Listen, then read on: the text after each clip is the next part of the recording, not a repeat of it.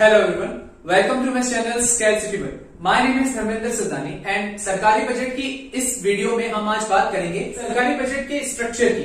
सरकारी बजट को मुख्यतः दो प्रकार में बांटा गया है। सबसे पहला है राजस्व बजट और दूसरा है पूंजीगत बजट। जैसे कि मैंने आप लोगों को बताया था कि बजट में दो चीजों का अध्ययन करते हैं, एक है प्राप्तियां कि हमें कितना पैसा प्राप्त हुआ और एक होते हैं भुगतान यानी हमने कितना पैसा खर्च किया। तो उसी प्रकार से राजस्व बजट और पूंजीगत बजट के भी दो भाग होते हैं। जैसे सबसे पहला राजस्व बजट में होता है राजस्व प्राप्तियां और राजस्व भुगतान, ऐसा ही पूंजीगत बजट में होता है पूंजीगत प्राप्तियां तथा पूंजीगत भुगतान। ठीक है, तो इसको हम दो कैटेगरीज में बांट देते हैं, बजट प्राप्तियां तथा बजट भुगतान।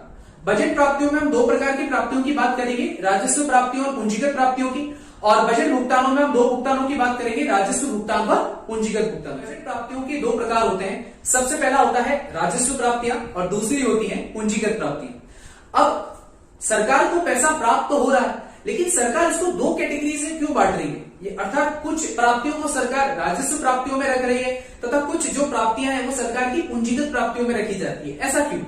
तो इनमें हमें अंतर समझना बहुत ज्यादा जरूरी है कि सरकार की कौन सी प्राप्तियां राजस्व प्राप्तियां कहलाएंगी और सरकार की कौन सी प्राप्तियां पूंजीगत प्राप्तियां कहलाएंगी। तो सबसे पहले हम बात करते हैं सरकार की राजस्व प्राप्तियों की। सरकार की राजस्व प्राप्तियां वे मौद्रिक प्राप्तियां होती हैं जिससे न तो सरकार की कोई देयता उत्पन्न होती है और न ही सरकार की कोई संपत्ति में कमी होती है।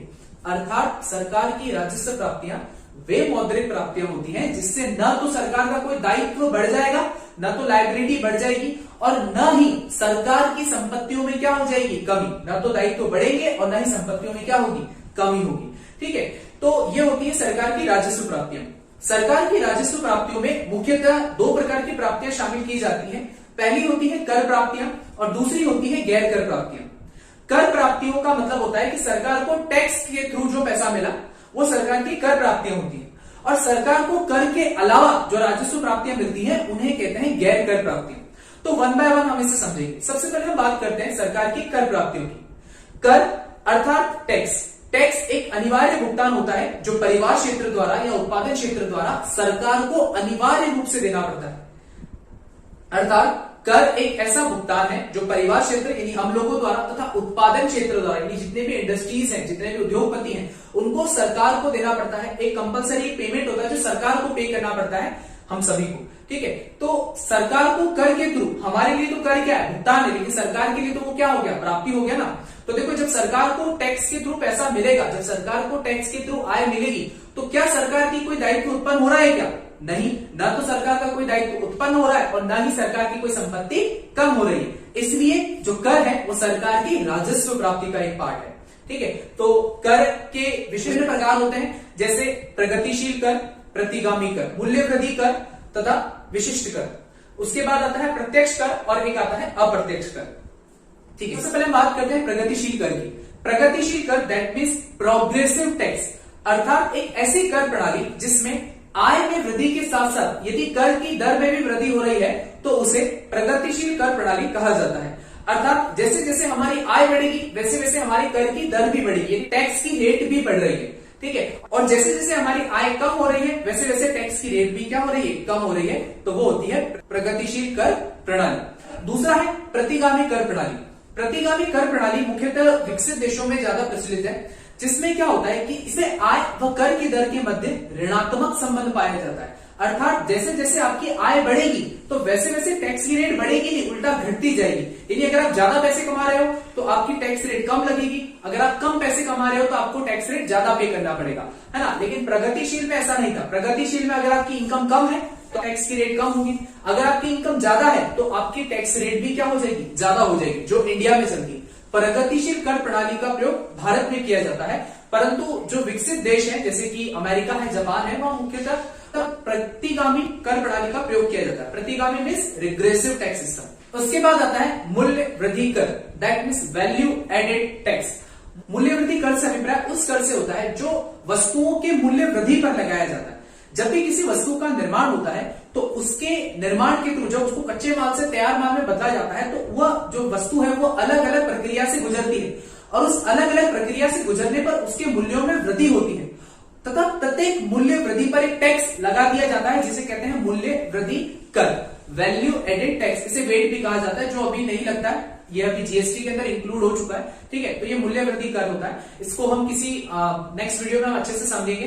ठीक है, उसके अलावा एक होता है विशिष्ट कर, that means specific tax. Specific tax या विशिष्ट कर प्रणाली वह प्रकार प्रणाली है जो कर किसी वस्तु के भार, आकार या उसके वॉल्यूम पर, उसकी मात्रा पर लगाया जाता है। ठीक है, सबसे मोस्ट इंपॉर्टेंट जो पार्ट है टैक्स के वो है डायरेक्ट टैक्स और इनडायरेक्ट टैक्स, यानी कि प्रत्यक्ष कर और अप्रत्यक्ष कर। इसके क्वेश्चंस एग्जाम में बहुत ज्यादा आने के चांसेस रहते हैं। ठीक है, तो सबसे पहले हम बात करेंगे प्रत्यक्ष कर की। प्रत्यक्ष कर वह कर होता है जिसमें कराधार तथा कराधार एक ही व्यक्ति पर होता है। आई नो कंफ्यूज हो रहे होंगे ना कि कराघात, कराभार, ऐसे बड़े बड़े वर्ड मैंने यूज कर लिए। देखिए, कराघात का मतलब होता है कर का आघात, कर का आघात यानी टैक्स की लायबिलिटी किस पर है, और कराभार का मतलब होता है कर का भार यानी टैक्स का बर्डन किस पर आया। मान लेते हैं कि सरकार ने मुझ पर टैक्स लगाया, यानी कर का आघात मुझ पर हुआ, और उसका पे भी मुझे ही करना है, यानी उसका भार भी मुझे ही वहन करना है, तो वह होता है प्रत्यक्ष कर। जैसे कि आय कर एक प्रत्यक्ष कर है, तो आय कर यानी कि इनकम टैक्स, सरकार ने मुझ पर इनकम टैक्स, यानी कि मैं अगर इनकम टैक्स की लायबिलिटी में आ रहा हूं तो मुझे ही तो इनकम टैक्स पे करना पड़ेगा ना, पड़ोसी थोड़ी करेगा। तो कराघात मुझ पर हुआ और कर का भार भी मुझे ही उठाना है, तो यह होता है प्रत्यक्ष कर। परंतु अगर हम बात करें अप्रत्यक्ष कर की, तो अप्रत्यक्ष कर वह कर होते हैं जिसमें कराघात व कराभार दोनों अलग अलग व्यक्तियों पर होते हैं। जैसे कि GST, goods and service tax, वस्तु एवं सेवा कर। जीएसटी एक प्रकार का अप्रत्यक्ष कर है, क्योंकि सरकार टैक्स किस पर लगा रही है, उस कंपनी पर, है ना। जैसे मान लो कि मेरी कंपनी है जो मोबाइल फोन बना रही है ना, स्मार्टफोन बनाती है। अब सरकार ने मेरी कंपनी पर टैक्स लगाया, तो उस कंपनी का मालिक क्या करेगा, यानी मैं क्या करूंगा, मैं उस टैक्स का जो अमाउंट है वो उस मोबाइल के बिल में, यानी उसके रेट में ऐड कर दूंगा, कॉस्ट में ऐड कर दूंगा, और वह जो टैक्स का अमाउंट है वह मैं कस्टमर से वसूल करूंगा। ठीक है, जैसे कि सरकार ने मुझ पर टैक्स लगाया, मैंने क्या करा, यानी कि टैक्स लायबिलिटी मुझ पर आई, परंतु मैंने क्या करा, उस टैक्स का जो रियल बर्डन था वह कस्टमर पर डाल दिया। यानी मैं क्या कर रहा हूं, ग्राहक से टैक्स की राशि का वसूल करके मैं सरकार को पे कर रहा हूं। यानी कराघात तो मुझ पर हुआ, परंतु मैंने कर का भार दूसरे व्यक्ति पर डाल दिया। तो यह होता है अप्रत्यक्ष कर, जिसमें कराघात और कराभार अलग अलग व्यक्तियों पर होते हैं। तो ये थे सरकार की कर प्राप्तियां, जो कि राजस्व प्राप्तियों का ही एक भाग है। अब हम बात करते हैं सरकार की गैर कर राजस्व प्राप्तियों की। गैर कर राजस्व प्राप्तियां वे प्राप्तियां होती हैं जो सरकार को कर के अतिरिक्त प्राप्त होती हैं, जिसमें सबसे पहला है शुल्क, यानी कि फीस। सरकार हमको कई सारी सुविधाएं प्रदान करती है, और उन सुविधाओं प्रदान करने के बदले में हमारे से मिनिमम यानी न्यूनतम राशि हमारे से क्या करती है, चार्ज करती है, वसूल करती है। ठीक है, वही जो राशि का हम भुगतान करते हैं वो सरकार को शुल्क के रूप में प्राप्त होती है। जैसे जब हम जन्म प्रमाण पत्र बनाते हैं तो हम सरकार को एक छोटी सी राशि पे करते हैं, मृत्यु प्रमाण पत्र बनवाते हैं, आधार कार्ड बनवाते हैं, ड्राइविंग लाइसेंस बनवाते हैं, पासपोर्ट बनवाते हैं, तो इन सर्टिफिकेट्स या लाइसेंस को बनाते समय जब हम जो राशि भुगतान करते हैं वो सरकार को शुल्क के रूप में प्राप्त होती है। दूसरा है फाइन, यानी कि जुर्माना। जुर्माना सामान्यतः सरकार की कोई प्राप्ति का एक प्रकार नहीं, परंतु सरकार क्या करती है कि कानूनी व्यवस्था को बनाए रखने के लिए सरकार क्या करती है, कुछ आर्थिक दंड लगा देती है कि अगर आपने इस कानून का उल्लंघन किया तो आपको ये फाइन पे करना पड़ेगा। जैसे कि अभी लॉकडाउन के अंदर हमारा बाहर निकलना वर्जित है, अगर हम बाहर निकलते हैं तो हमको फाइन देना पड़ सकता है। अगर हमने मास्क नहीं लगाया तो हमारे ऊपर फाइन लग सकता है। ठीक है, हम बाइक पर जा रहे हैं और 2 सवारी से ज्यादा बैठा दिया, हमने 3 सवारी बैठा दिया, हमने हेलमेट नहीं पहना, है ना, या हमारे पास ड्राइविंग लाइसेंस नहीं, तो इसके थ्रू भी हमारे ऊपर फाइन लगाया जा सकता है। और भी कई कारण है जिसमें हमको फाइन भरना पड़ सकता है। ठीक है, तो यह सरकार की गैर कर राजस्व प्राप्ति है। ठीक है, तीसरा है एस-चीट। इंपॉर्टेंट पॉइंट है एस-चीट। कई बार क्या होता है कि कुछ ऐसी संपत्तियां होती है जिसका कोई कानूनी उत्तराधिकारी नहीं होता। मान लेते हैं कि एक व्यक्ति है जिसका नाम है एक्स। अब इस एक्स व्यक्ति के पास क्या है, करोड़ों रुपए की जमीन है, इसकी प्रॉपर्टी है। ठीक है, परंतु उसकी मृत्यु होगी। अब इसकी मृत्यु होने के बाद क्या होगा, मृत्यु होने के बाद इसकी जो प्रॉपर्टी थी उसका कोई कानूनी उत्तराधिकारी नहीं है, अर्थात न तो उसकी कोई वाइफ है, न ही इसकी कोई चिल्ड्रन है, बच्चे हैं, ठीक है, न ही इसकी पेरेंट्स है, इसके आगे पीछे कोई नहीं है। तो ऐसी संपत्तियों को क्या करती है, सरकार टेक ओवर कर लेती है, सरकार ले लेती है, और सरकार इन प्रॉपर्टीज को, इन संपत्तियों को बेचकर जो धनराशि वसूल करती है, जो पैसा कमाती है, उसे कहा जाता है एस-चीट। तो यह भी एक सरकार की प्राप्ति का ही भाग है, और यह सरकार की राजस्व प्राप्ति, क्योंकि न तो इससे सरकार की कोई दायित्व उत्पन्न होते हैं और न ही संपत्तियों में कमी होती है। ठीक है, उसके बाद है विशेष आंकन। विशेष आंकलन का मतलब होता है स्पेशल असेसमेंट। कई बार सरकार कुछ ऐसे कार्य करती है जिससे हमारी संपत्ति का जो मूल्य है वो काफी गुना बढ़ जाता है। अर्थात मान लेते हैं कि मेरी कोई जमीन है जिसकी वैल्यू 2 या 3 लाख रुपए है, ठीक है।